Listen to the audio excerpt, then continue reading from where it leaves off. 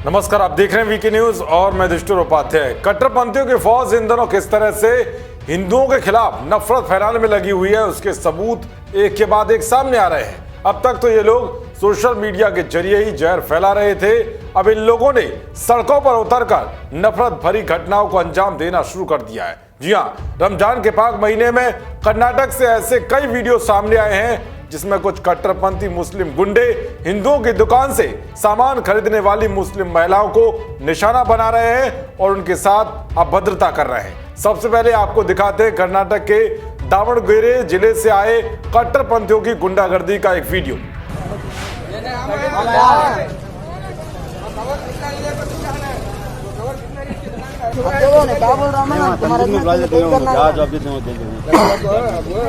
अगर मैं ये 4 दिन और पहले यहाँ ना उसकी दुकान के अंदर जाको उसका कवर नाम दूंगा नहीं, वैसा है ना दूसरे कवर में डाले जाना। अब क्या बोल रहा मैं नहीं दे रहा जना नहीं बंगला वर्जन करा ले लेके जो दुकान में हां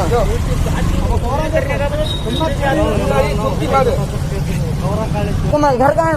घर में हां ऐलान कर रहे नहीं मस्जिद में वहां। हाँ आप पूछेंगे वहाँ वो मस्जिदों में आप पूछेंगे ऐलान करेंगे और को क्या पूछेंगे वहाँ? बच्चा को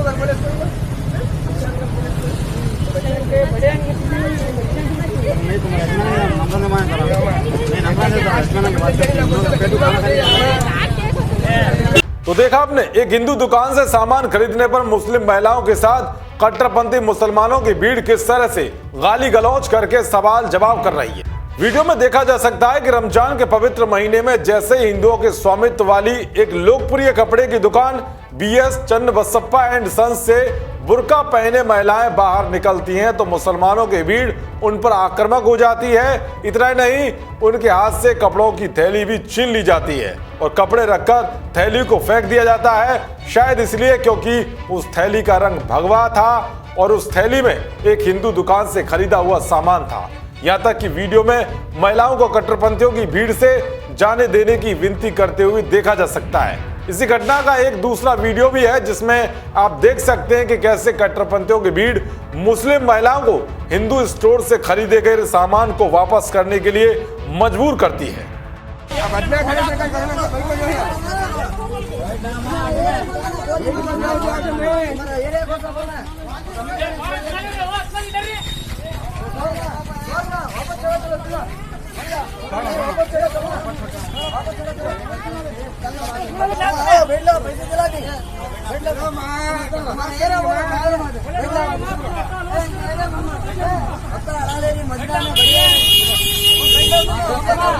तो देखा आपने, एक लड़का बुर्का पहने मुस्लिम महिला के हाथ से नारंगी रंग के थैले छीन लेता है और फिर मुस्लिम भीड़ दो मुस्लिम महिलाओं को ऑटो में बैठने के लिए मजबूर करती है ताकि वो हिंदुओं की दुकान पर जाकर सामान वापस करके आए।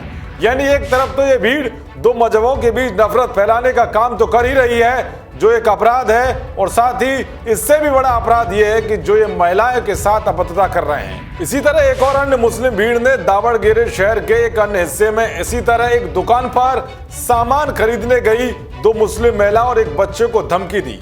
वीडियो में देखा जा सकता है कि उर्दू में बात कर रहे एक शख्स बुर्का पहने महिला और उसके बच्चे को कपड़े की दुकान में प्रवेश नहीं करने के लिए धमकाता है। बताया जा रहा है कि घटना दावणगेरे शहर के क्लॉक टावर के पास की है।